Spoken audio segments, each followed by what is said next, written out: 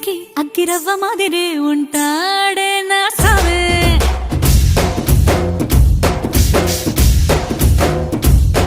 మెత్తాని పత్తి పువ్వుల మరే సంటో